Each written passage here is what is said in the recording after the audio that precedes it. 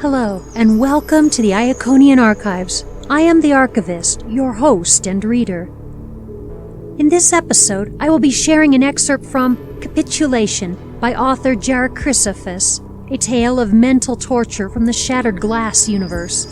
So pour yourself a glass of nightmare fuel, get comfortable at your console or in your berth, close your optics, and let's enter the archives.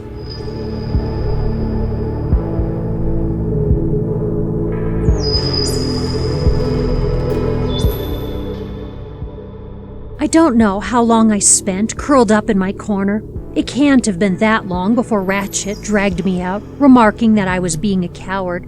Easy for him to say. He wasn't the one with a hole in his spark and a silent corner in his processor. They had all said that separating a gestalt was impossible. I guess Ratchet had disproved that theory. I ignored the cube of energon he placed on the ground with the warning that he would force feed me if it was necessary. Apparently, I wasn't allowed to curl up like an injured turbofox and wait to offline. Reminded me of the time Scavenger tried to tame an injured turbofox we found while on patrol near Kaon. It spent weeks huddled in the back of a hastily constructed cage as the patches I had welded on healed over, cowering from us whenever we entered the room. Scavenger eventually had us all speaking to it whenever we were around to try and get it used to our presence.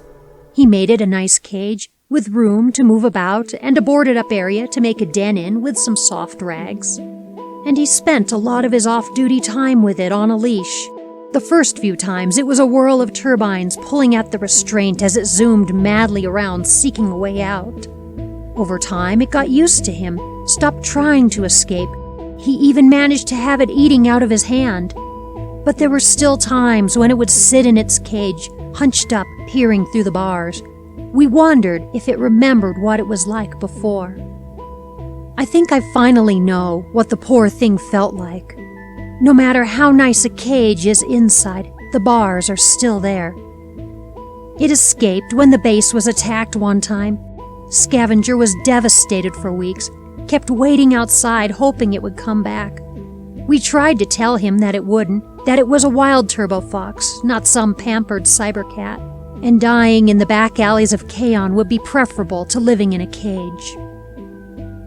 I wonder if that's what Ratchet sees in me, a wild animal to tame and bend to his will.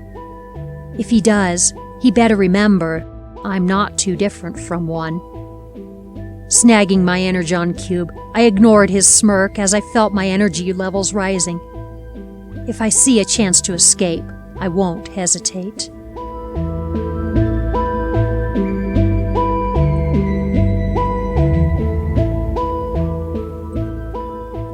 You can find this story posted in its entirety at archiveofourown.org, along with nearly 40,000 original Transformers transformative works. Give it a read and let the author know what you thought. Comments and kudos encourage authors to keep producing their art.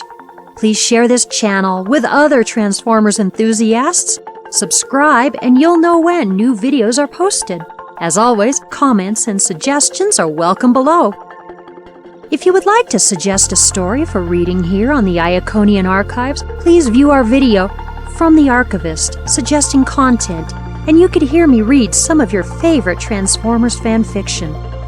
From tonight's author and myself, thank you for your time and support.